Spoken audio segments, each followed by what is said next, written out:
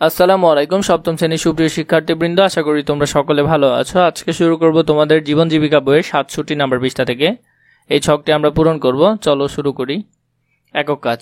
আগামী এক সপ্তাহে তোমার ও তোমার পরিবারের সদস্যদের আর্থিক লেনদেনগুলো লক্ষ্য করো। এই সকল লেনদেনের মধ্যে কোনটি বা কোনগুলো তোমার কাছে যৌক্তিকভাবে সম্পন্ন করা হয়নি বলে মনে হচ্ছে তা ছকে লেখো। পারিবারিক লেনদেনের যৌক্তিকতা।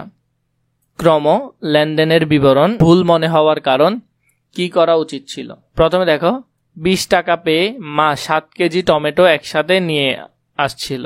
ভুল মনে হওয়ার কারণ, সংরক্ষণের অভাবে অনেক টমেটো নষ্ট হয়ে গিয়েছে। কি করা উচিত ছিল, সস্তা পেলেই জিনিস বেশি কিনতে হবে এমন কোনো যুক্তি নেই। 2 নম্বর দেখো, আমি 70 টাকা কেজি দরে 1 কেজি সিম কিনেছিলাম। পরে জানতে পারলাম বাজারে 50 থেকে 60 টাকার উপরে আর কোনো সিম নেই।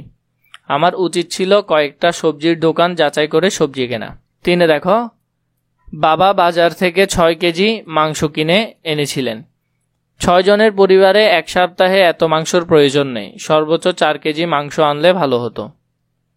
4 ভাইয়া 1 ডজন ডিম কিনে এনেছিল, এর মধ্যে 2টো ডিম নষ্ট ছিল।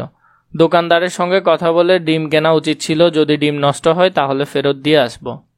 অভিভাবকের স্বাক্ষর থাকবে এখানে। শিক্ষকের মন্তব্য, তার একক কাজটি খুব ভালো হয়েছে।